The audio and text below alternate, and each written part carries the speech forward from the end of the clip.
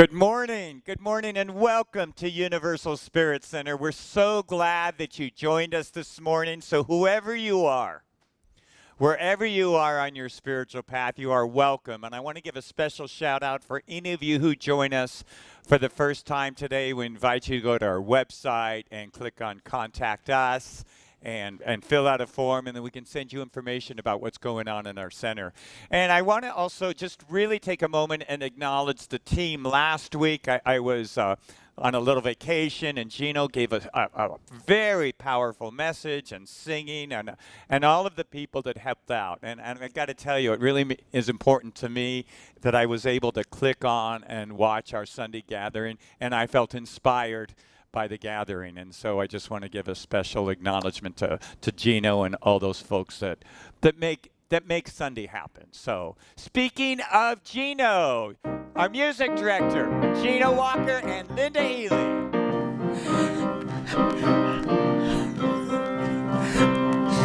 I sing my love, I sing my love, I sing my love into the world.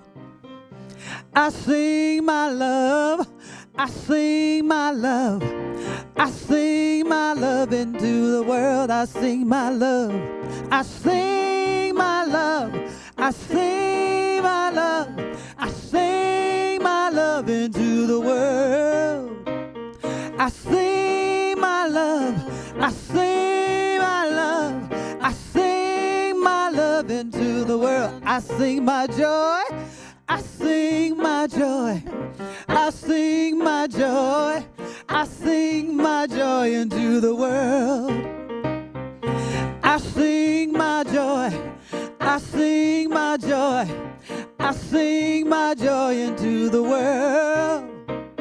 I sing my joy, I sing my joy, I sing my joy into the world. Oh, I'm singing my love and joy into you, and here is your virtual hug to each and every one of you. I can almost make it.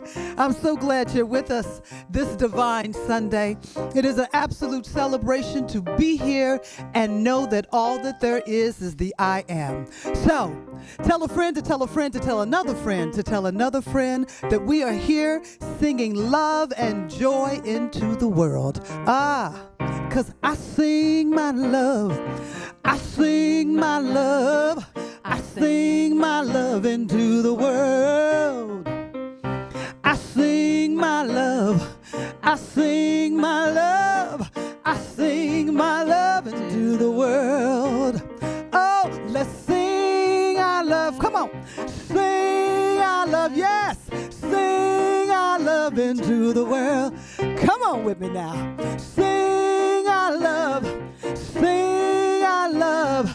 Sing our love. Sing it into the world. Woo!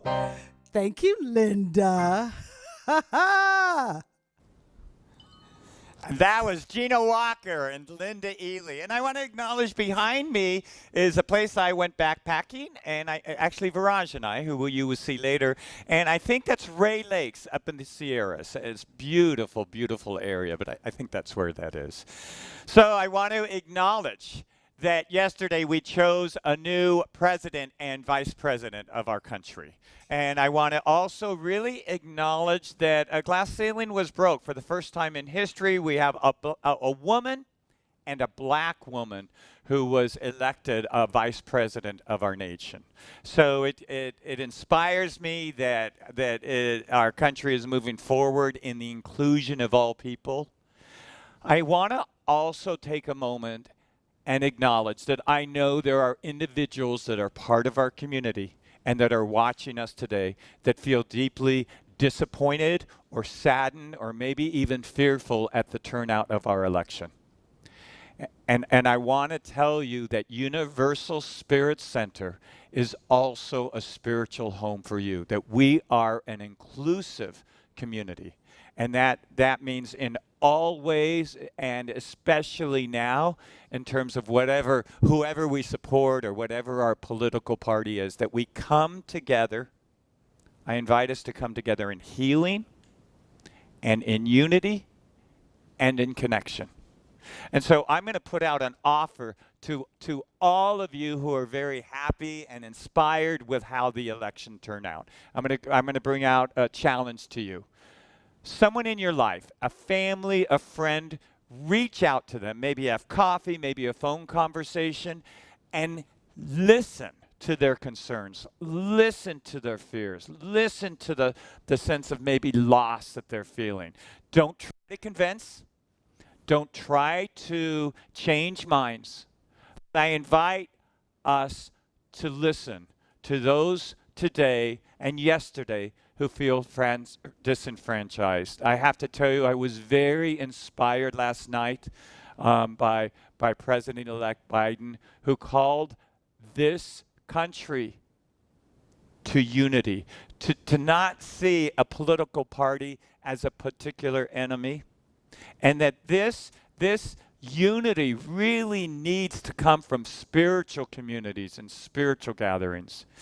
Imagine if all of those people who are so elated as to how yesterday turned out reached out and listened and heard to those who feel today and yesterday disenfranchised or sad or lost. What a powerful energy we would create on our planet. So I challenge you to reach out. And I want to tell you, any of you in our community that feel disenfranchised, please give me a call. I'd love to, if you feel safe enough, I'd love to go for a cup of coffee with you or talk to you on the phone. I'd love to hear what your struggle is today. All right, so now's our time for shout out. And what we do in our shout out is we acknowledge someone in our community for their outstanding presence and service. And today is Viraj Ward. We really want to acknowledge Viraj Ward today. I will tell you, this Wednesday is her birthday. Viraj is in the room. Can I say what birthday it is? I may. She's going to be 63 this Wednesday. So we acknowledge her for that. There she is. There she is. And let me tell you a little bit about Viraj. She's been coming to our center for about 10 years. Almost immediately, she jumped into service of the greater community through our community, where she created a team of volunteers to participate in the Interfaith Shelter, which is a group of different spiritual communities that provide shelter and food for the homeless. So for many years, she's headed up from Universal Spirit Center that effort where we feed the unsheltered within our community. She's a founding member of Spirit in Action, which now she's co-chair. Spirit in Action is a social justice group in our community.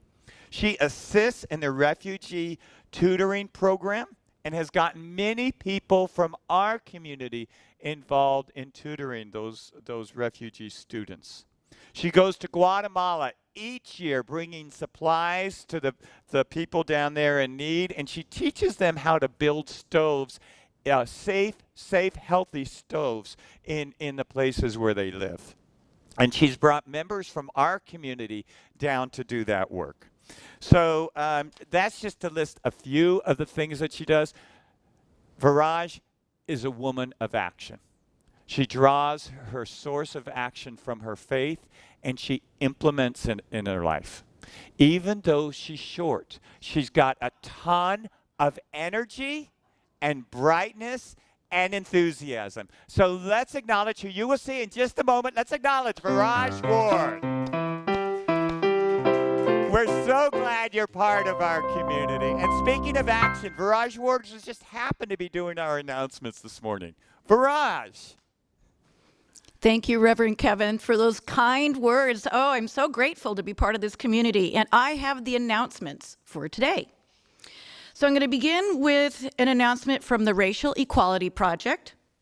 This week, we invite you to watch and share an insightful TED Talk by Dennis Febo.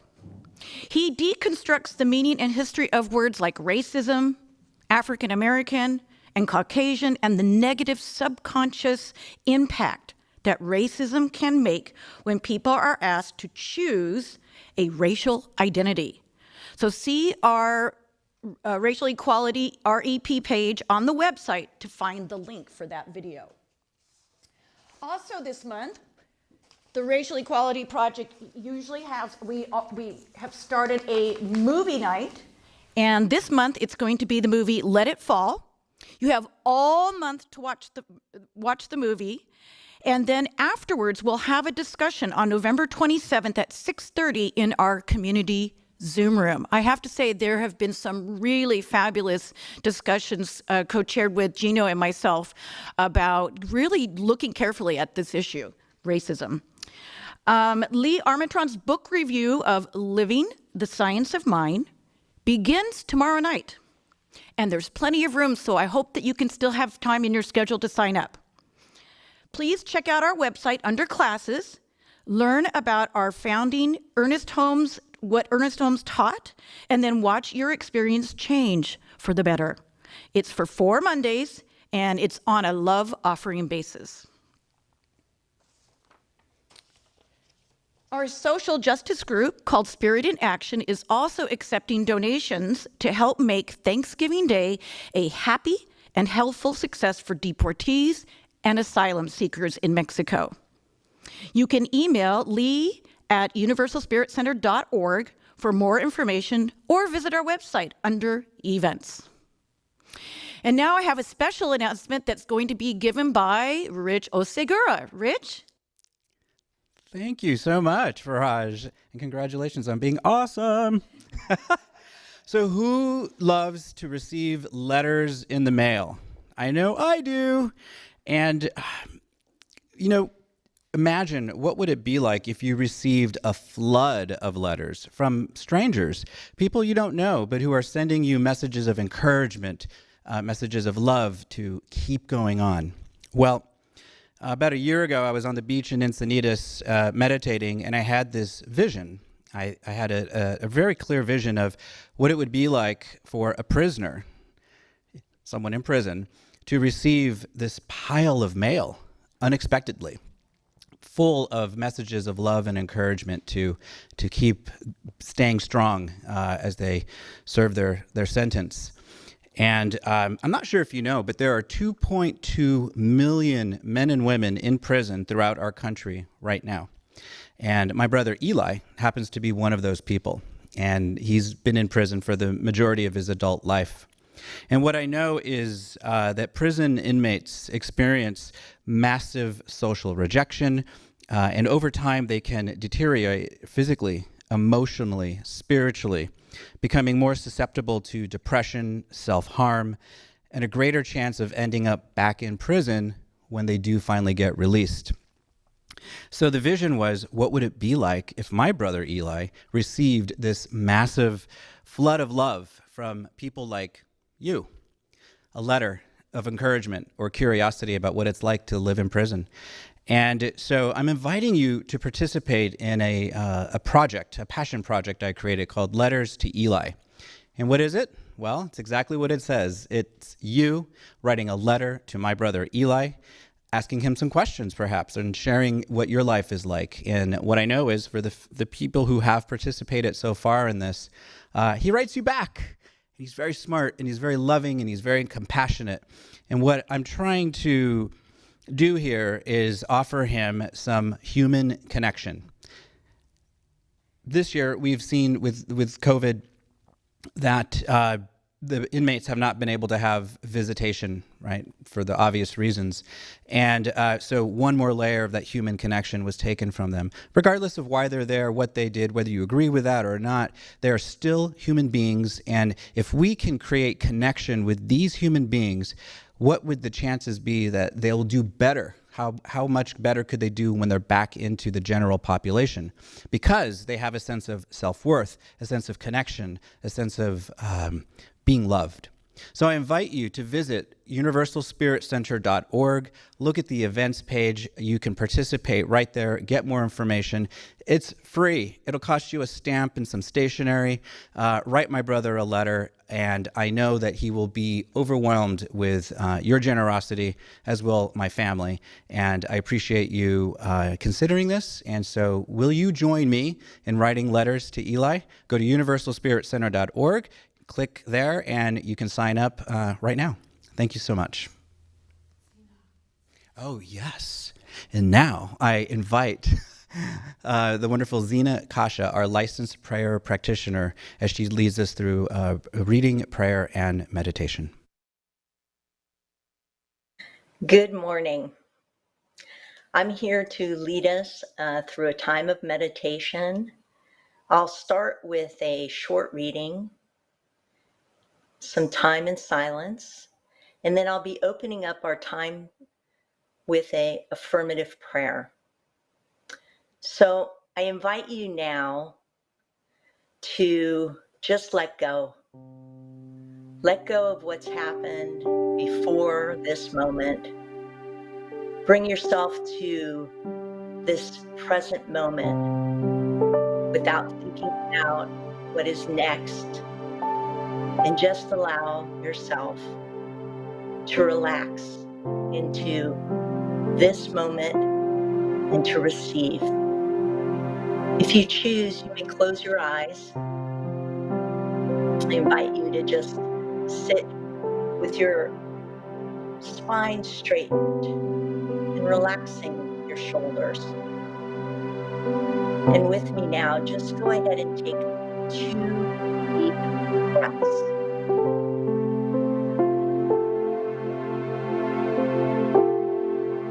And again.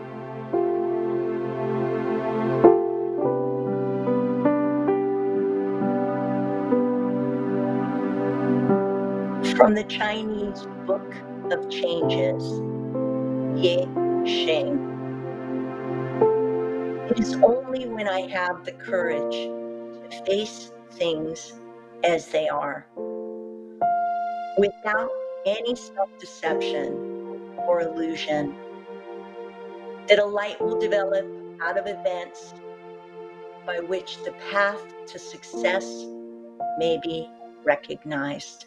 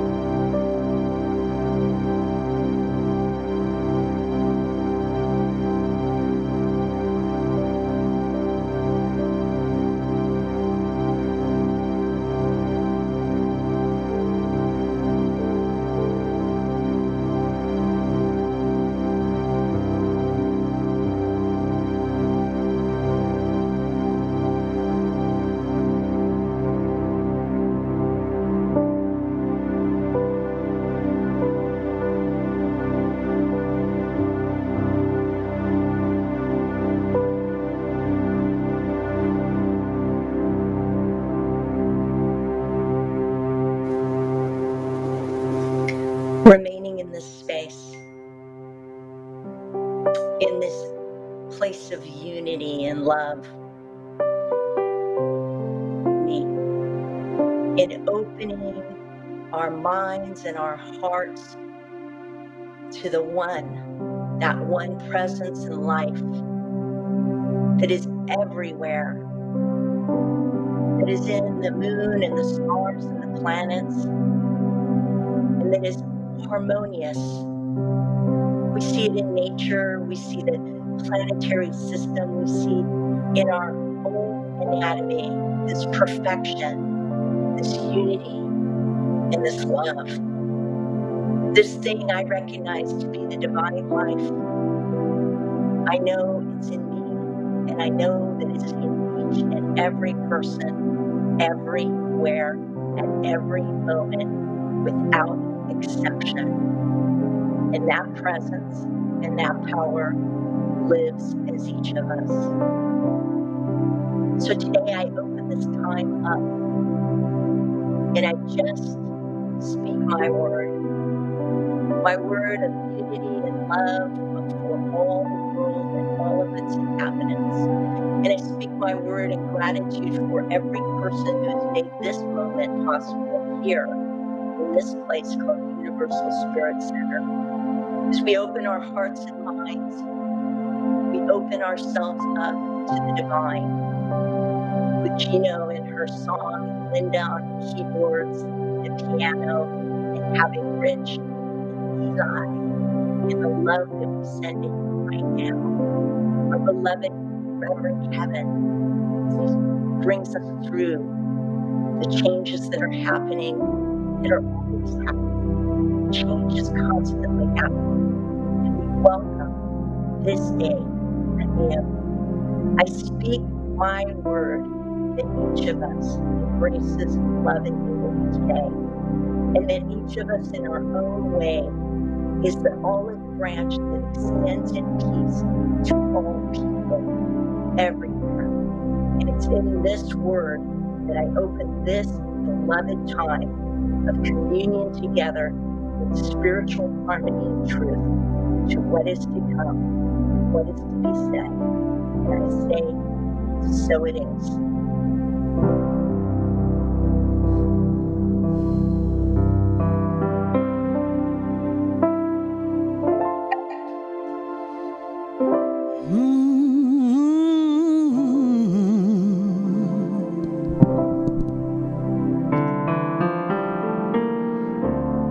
Lost touch with my soul. I had nowhere to turn, I had nowhere to go. Lost sight of my dreams, thought it would be the end of me.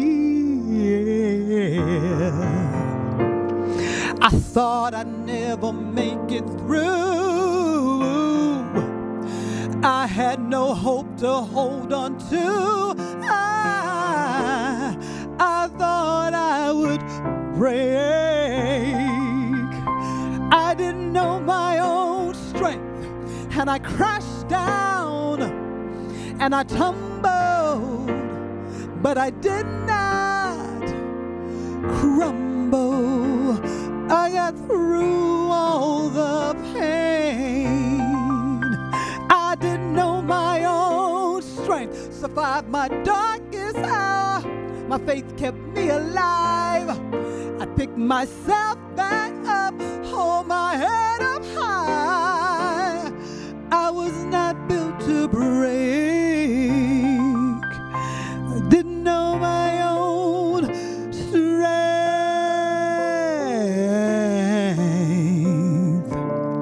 Found hope in my heart. I found the light to life, my way out of the dark. Found all that I need here inside of me. I thought I'd never make it through. I had no hope to hold on to.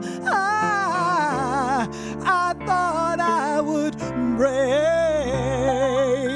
I didn't know my own strength, and I crashed down and I tumbled, but I did not crumble. I got through all the pain. I didn't know my own strength. There were so many times when I get through the night, I thought I took all that I could take.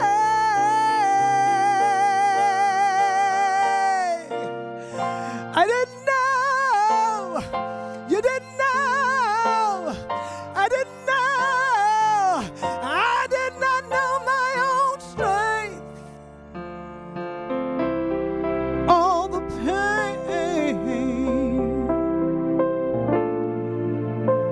We were not built to break, no, no. Spirit said, you're not built to break.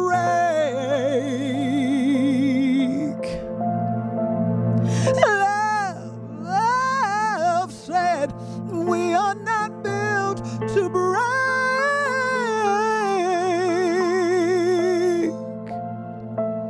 We got to know our own strength.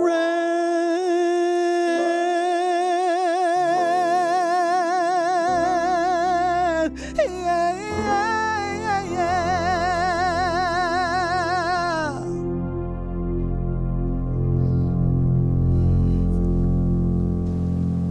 Gino Walker. Wow, it's beautiful, Gino. And Linda Ely. So if you're like, at the end of my talk, you're like, what the heck was Kevin talking about? I don't have no idea. Listen to that song, because that's exactly what I want to address this morning. But first, a lot's been going on this last week, right? A lot. Well, I don't know if you heard that there was, they found some extra scriptures for the book of Noah. So I'm going to tell you what they found. So, as you know, Noah built an ark. It was told by God, and he got two animals, male and female, to come onto the ark, so that when it stopped raining, the flood subsided, the animals could disembark on the ark and then proliferate their species. Right. So, everyone in this room is laughing. So, I haven't even said the punchline yet. So, the flood's happening, Noah's on the boat, all the animals, they're there, the parents, and an assistant of Noah comes up to him and says, Noah, we have a problem. And Noah looks at him and says, what? What's the problem? And he says, the unicorn are gay. Because you don't see any unicorns now because they were gay. No, I thought that was really good. No? Yeah. Okay. So anyway, moving right along. So this last week, I ran into a quote that I want to share with you. The quote is by Etty, E-T-T-Y, Hilson. So she writes this. In spite of everything, you always end up with the same conviction. Life is good after all. It's not God's fault that things go awry sometimes. The cause lies within ourselves. What's significant to me about this quote is this was written by a young Jewish woman in 1943 who was in a concentration camp. And she wrote this letter in a concentration camp, this quote that's part of a letter, and she later died in the concentration camp. She was a young, lively girl. She was reported in the village she lived in prior to the Nazis coming. So let me read it again with that understanding. In spite of everything, you always end up with the same conclusion. Life is good. It's not God's fault when things go awry. Sometimes the cause lies deep within us. When things go awry, she says, the cause lies deep within us. So when I first heard that, I thought, oh my gosh, when things go wrong, I screwed up. I made a mistake. I did something wrong, right? Because the cause is within me. But the more I thought about that, the more like a deeper, more powerful kind of understanding came out. And that's what I want to talk about this morning. But I'm going to kind of back into it and kind of talk about it along the way as I go. So I'm reading Richard Rohr's Universal Christ right now, powerful book. And I'm also taking a class online with Eckhart Tolle. So both of these men are talking about the exact same dynamic, but completely different angles, because Richard Rohr is a Catholic priest, Franciscan priest, and Eckhart Tolle has no religious background at all, had a spiritual awakening, and for a couple years, he says, didn't even know it was a spiritual awakening. Discovered that later. And both men are talking about the same dynamic. So that's what I want to address this morning. So in classic theology, as Richard Rohr points out, there's three ways to have a transcendent experience, or open up to divine love, open up to universal love, to open up to presence, where that transcendence becomes more powerful than anything else in our lives. He says there's three ways. There's beauty, there's love, and there's struggle. So the great theological minds say there's three ways to open up to the divine beauty. So the other night I was driving down from the mountains, and it was when we had a full moon. I think it was Sunday night. I look over, and above this lake, through the silhouettes of these mountains, a full moon is shining, and it's shining like a road, a pathway right on the lake. Such beauty. And my instant thought was, that's divine orchestration. There's no way something like that can just happenstance come together. I just thought immediately of the divine. That's an experience of beauty, awakening in us to God. And then how many of us have experienced love, whether a family member, a pet, maybe music, a piece of art, and we just feel our heart space just open with love, just open with love, right? It makes us more generous. It makes us more open to love life. That's the second. And then the third way that he talks about is suffering, which I'm going to talk, or struggle, which I'm going to talk a little bit more about. These 3 points, love, beauty, and struggle, the reason why they open in us more fully to an experience of the divine is they dismantle the false self, the ego, the small self. They don't always do that, but they can do that. So love can break apart our need to control, our need to manage, our need to be right? Beauty can open our hearts to those things beyond just the smallness of our own world. And struggle could make us dig our roots deep into that which nurtures us or gives us life. So if you read Eckhart Tolle's Awakening, which I'm pretty sure he describes it in the beginning of Power of Now. I think so. But he talks about being suicidal, talks about so depressed. He talks about in his room, suicidal, depressed, thinking of taking his life. And in that moment, has a spiritual awakening. Jesus, perfect example of struggle. His last week was one of torture, death. And without that, and he wouldn't have had the resurrection, the rising above.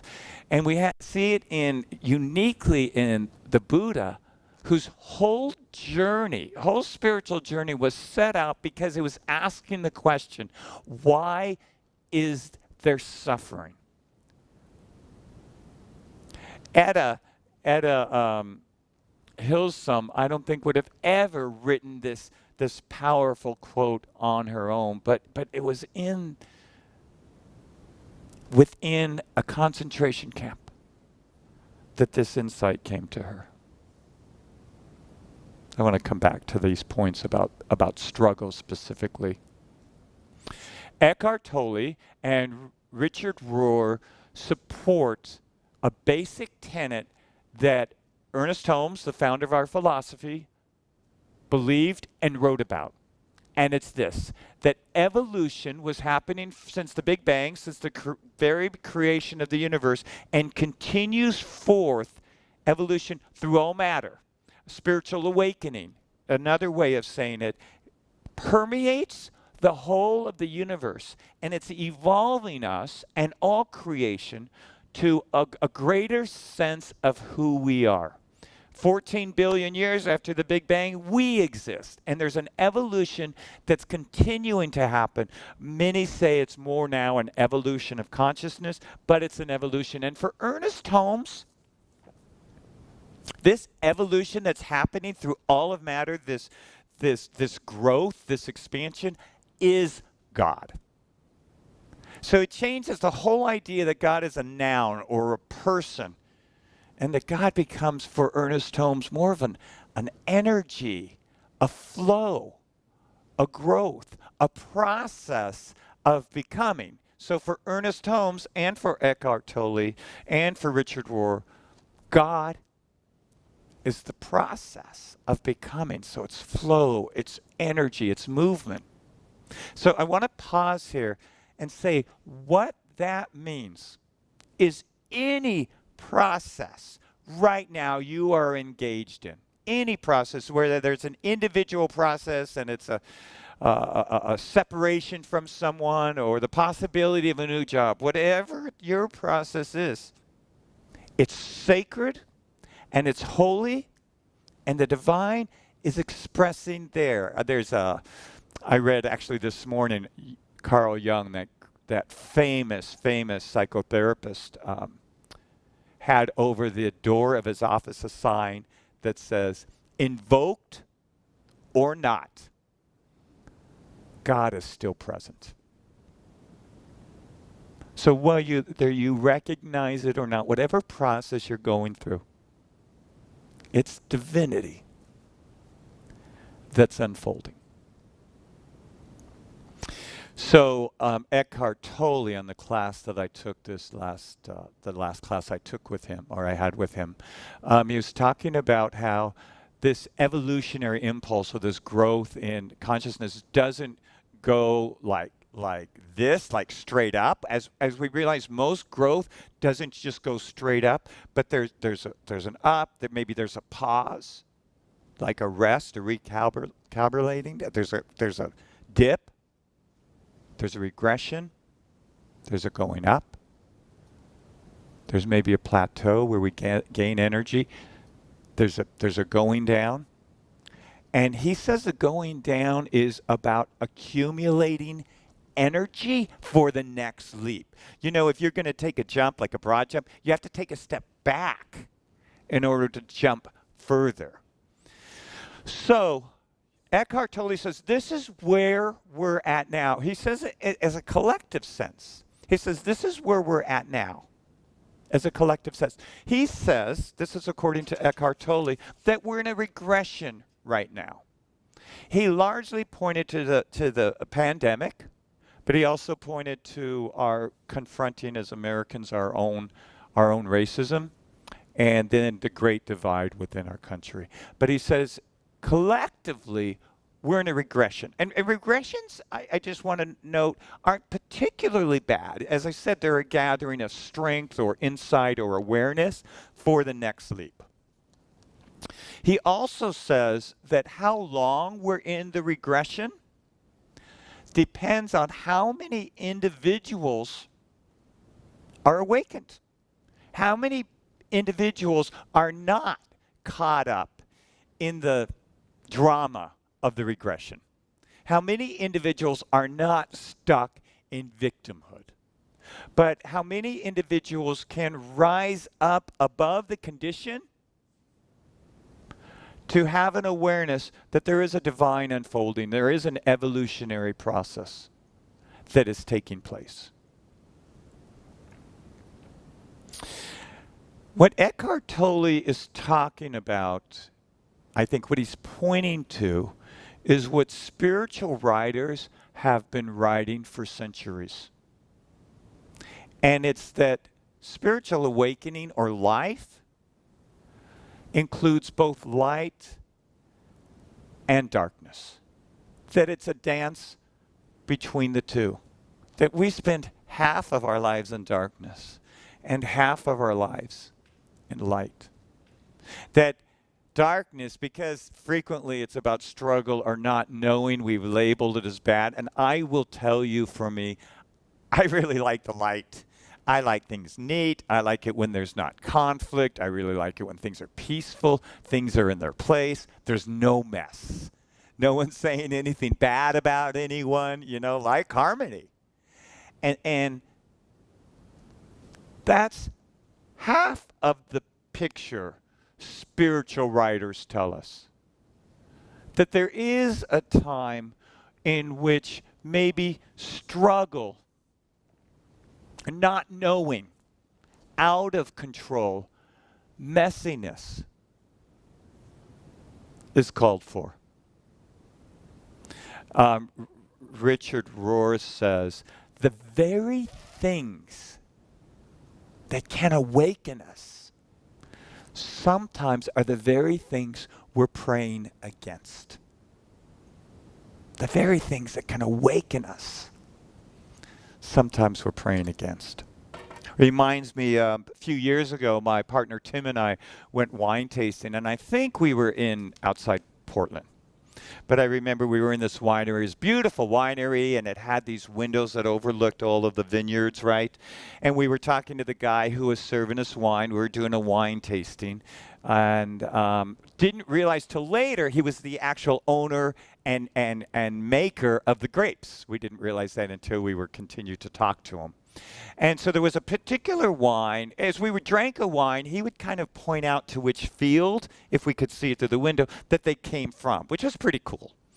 But this one particular wine I was drinking, I thought, man, I really like this. We ended up buying a bottle.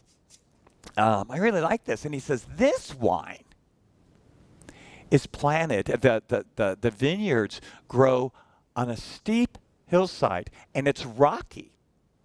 It's not an even, rich soil field, but it's rocky and it's a hillside. He even said to us, when you drive out, look to the left, and you'll see a hillside with a bunch of vineyards growing. And he goes, that's where this grape comes from.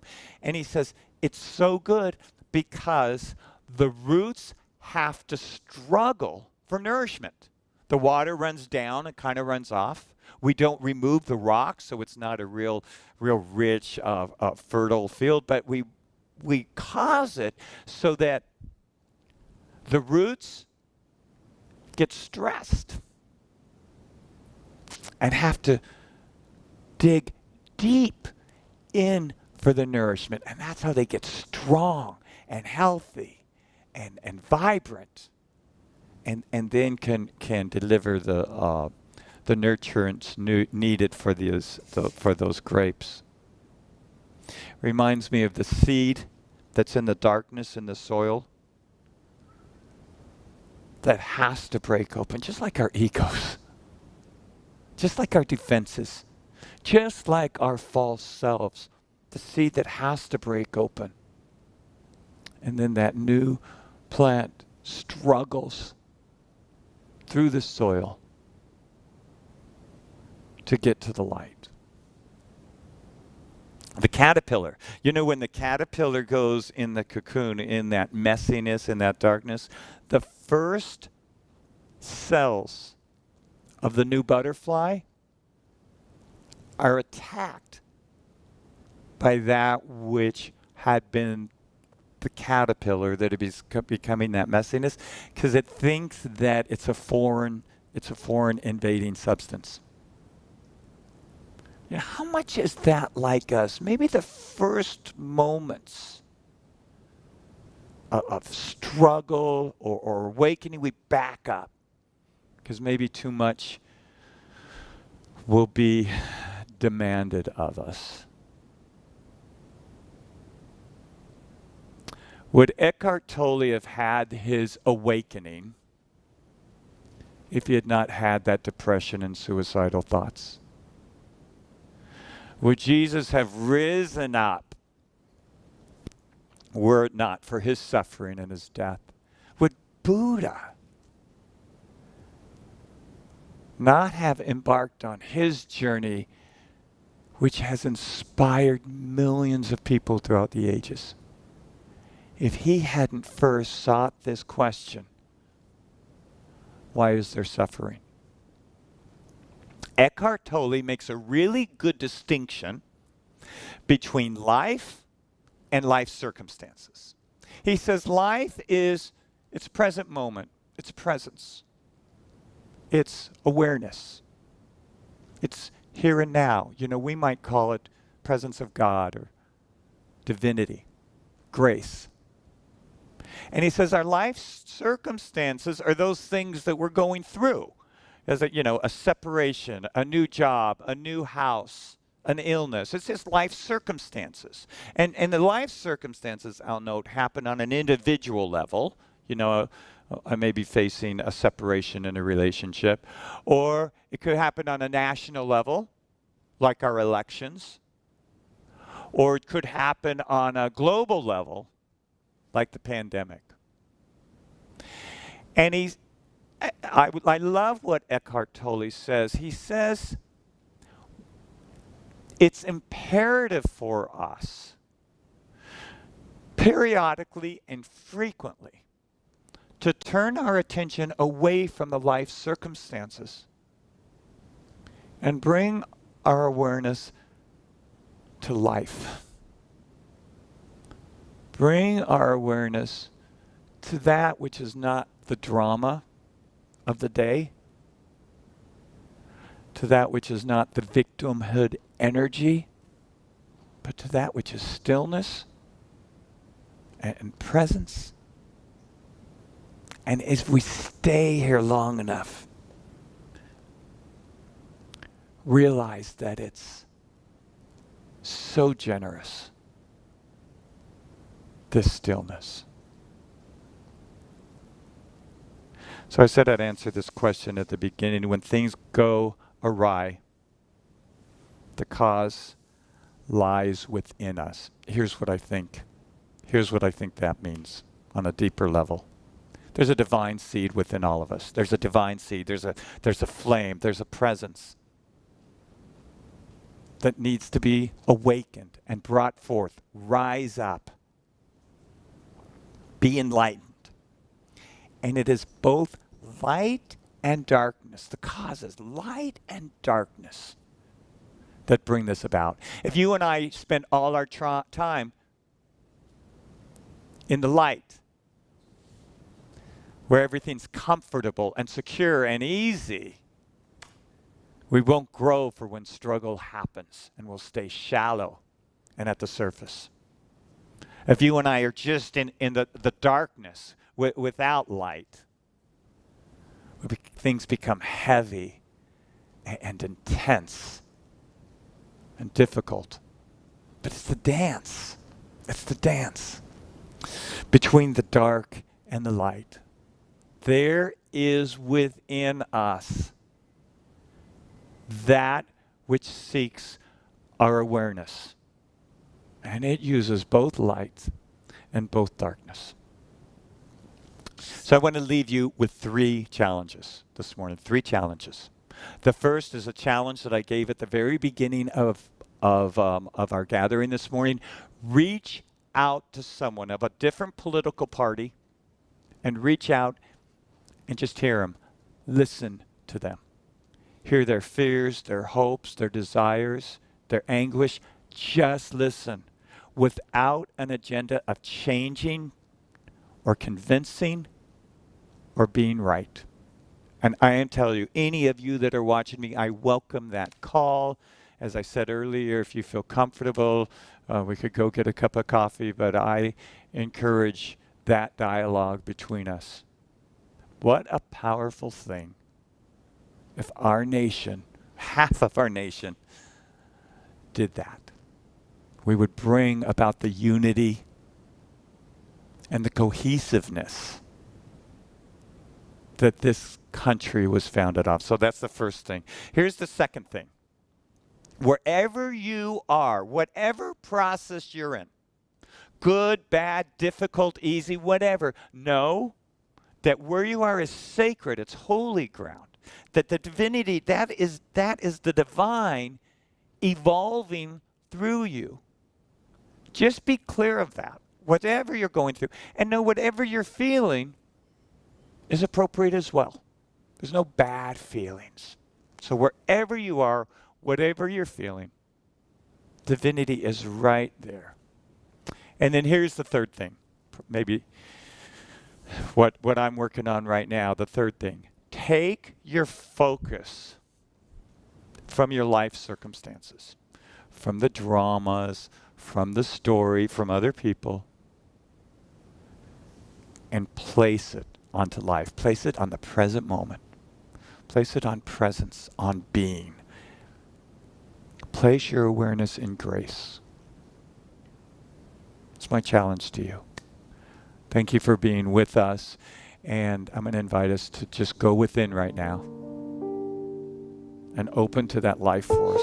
So take a deep breath. I'm going to invite you to close your eyes and place your hands over your heart. And I'm so glad that Zena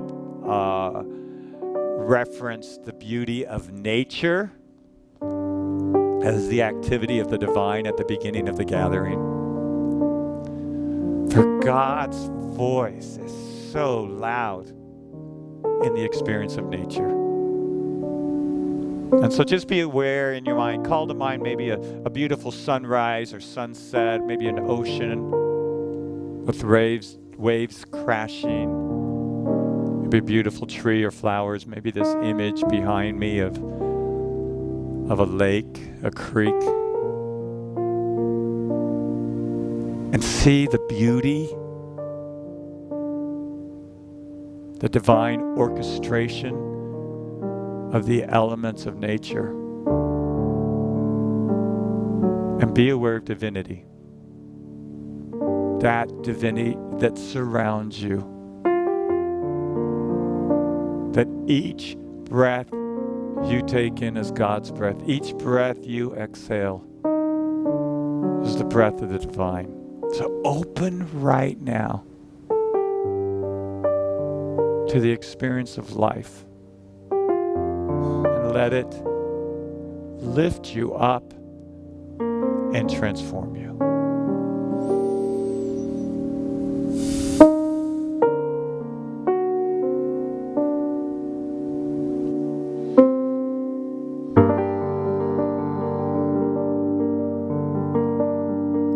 Birds flying high, you know how I feel. Sun in the sky, you know how I feel. Breeze drifting on by, that's how I feel. It's a new dawn, it's a new day, it's a new life for me. Yeah, it's a new dawn, it's a new day, it's a new life for me. Ooh, and I'm feeling good.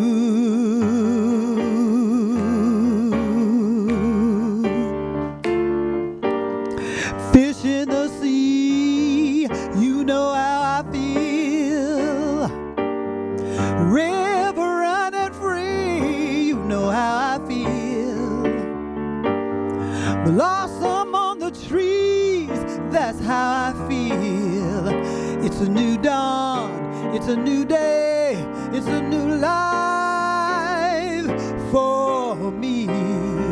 And I'm feeling good.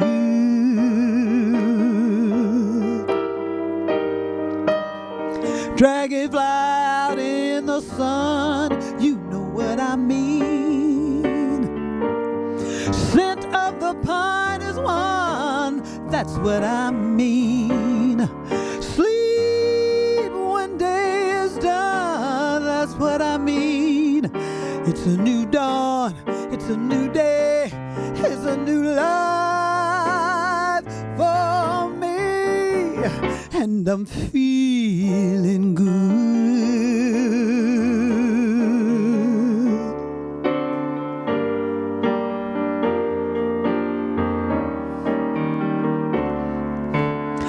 Stars, when you shine, you know what I mean. Freedom passing by, that's what I mean. Oh, freedom is mine, and that's how I feel. It's a new dawn, it's a new day, it's a new life for me. Mama,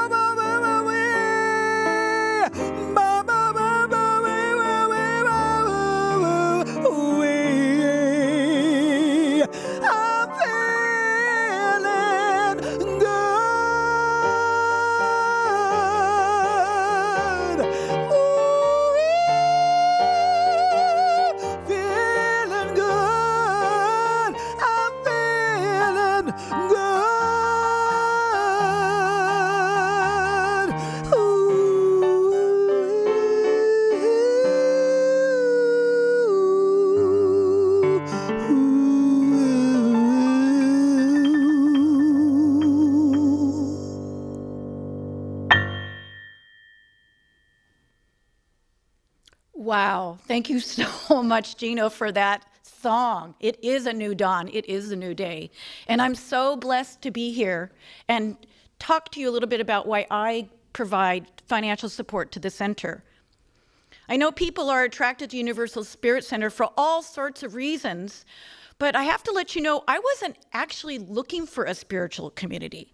I was attending another church and was invited to come to a graduation ceremony for Carol Cook, who was graduating from Prac 1. So I'm like, sure, I'll go. I'll be there for you. Well, the very first time I walked in for the service, I knew that there was something unique and different that was calling for my attention.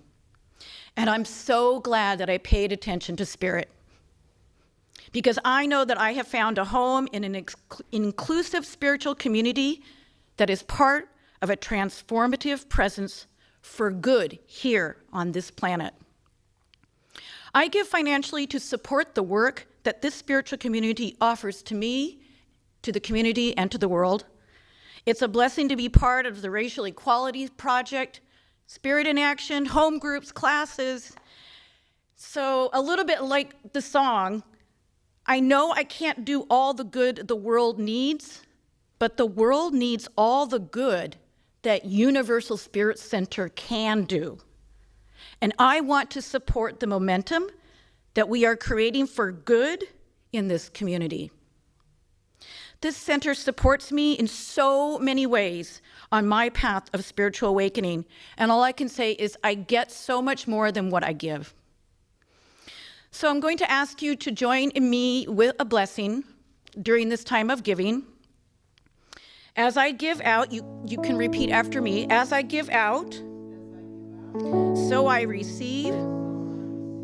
As I receive, so I give out. The infinite power of God happening in me.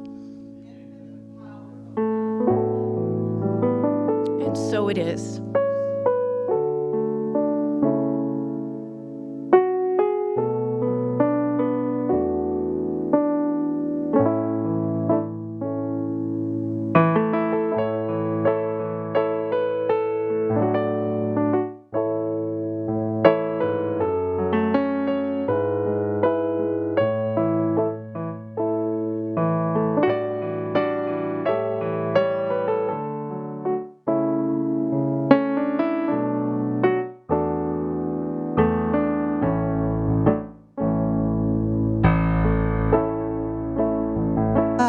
For everything, thank you, God, for everything. Thank you, God, for everything. Thank you, God, for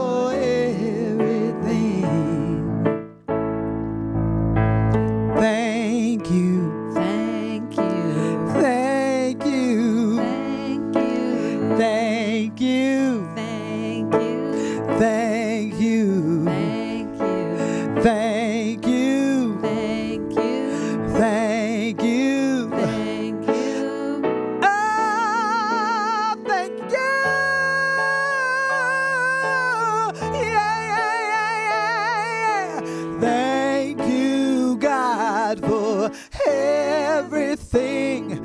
Thank you, God, for every little thing now. Thank you, God, for everything. Thank you, God, for everything.